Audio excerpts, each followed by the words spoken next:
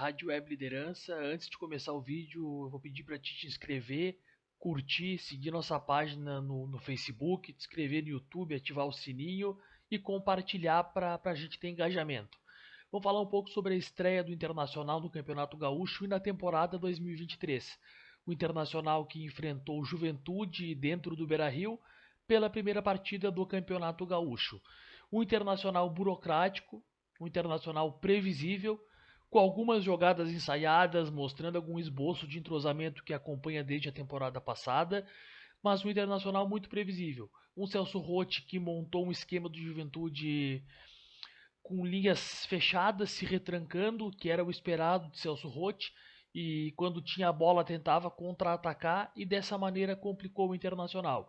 No início do jogo marcou uma pressão dentro do campo do Inter, onde conseguiu seu gol, e aí o Internacional passou o primeiro tempo inteiro parando no goleiro Pegorari. Quando o Inter conseguiu algum tipo de criação de jogadas, parou no goleiro Pegorari. Eu quero destacar o jogador do Juventude, o Luiz Mandaca. Esse jogador que é oriundo da base do Corinthians, passou pelo menos na base do Corinthians, não sei se ele chega a ser oriundo dela, mas ele passou pela base do Corinthians, jogou no time principal do Corinthians, depois foi emprestado ao Londrina e agora está no Juventude. Um jogador de meio campo que para quem assistiu o jogo ele era o camisa número 44 do Juventude. Preencheu muito bem o setor de meio campo, um jogador que fez a transição do Juventude, conseguiu circular muito bem a bola, tem uma noção tática muito interessante, quase fez um golaço de trás do meio campo no final do jogo, então um jogador muito interessante para a dupla Grenal analisar.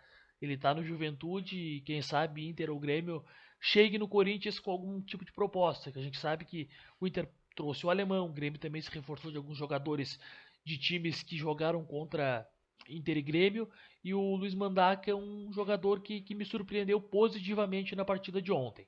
Mas voltando ao jogo, o Internacional então burocrático, que quando criou, parou no goleiro do Juventude. Mas o Internacional que precisa de mais, porque tinha um entrosamento, tem um esquema já montado, tem jogadores qualificados. Ontem o Johnny se atrapalhou um pouquinho na primeira função do meio-campo. Não foi o culpado dos gols sofridos do Inter, mas teve participação negativa nos gols. Não gostei também muito da partida do Vitão. Eu vi alguns veículos de comunicação falando que o Vitão se sobressaiu no jogo. Eu não vi dessa forma. Acho que o Vitão participou da manutenção do erro do primeiro gol do Juventude, né, que o Internacional sofreu. Então acho que teve um pouco de culpa do Vitão. O Kehler falhou de forma assintosa no gol do Juventude. Vamos dar o desconto que é primeiro jogo, o gramado realmente estava pesado por causa da chuva, o chute do Mandaca realmente foi forte, mas foi falha do Kehler. Isso não dá para mascarar. O Kehler falhou e o Juventude conseguiu fazer uma grande partida, uma bela atuação, segurando o Internacional. E eu não consigo não fazer uma correlação ao Grêmio. Por quê? Porque o que faltou ao Internacional sobra ao Grêmio, que é o centroavante. O Grêmio também num jogo difícil, onde o Caxias abre 1-0. Aí com participação do Luiz Soares, o Grêmio empata com o Bitelo. Depois o jogo continua encardido, continua difícil.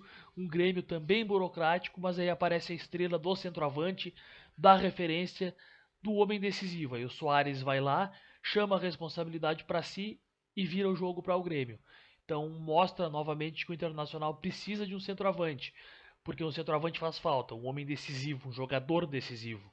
O Inter tem um alemão que se esforça bastante, agrega bastante, é um lutador, um brigador dentro de campo, mas o alemão não é essa figura decisiva.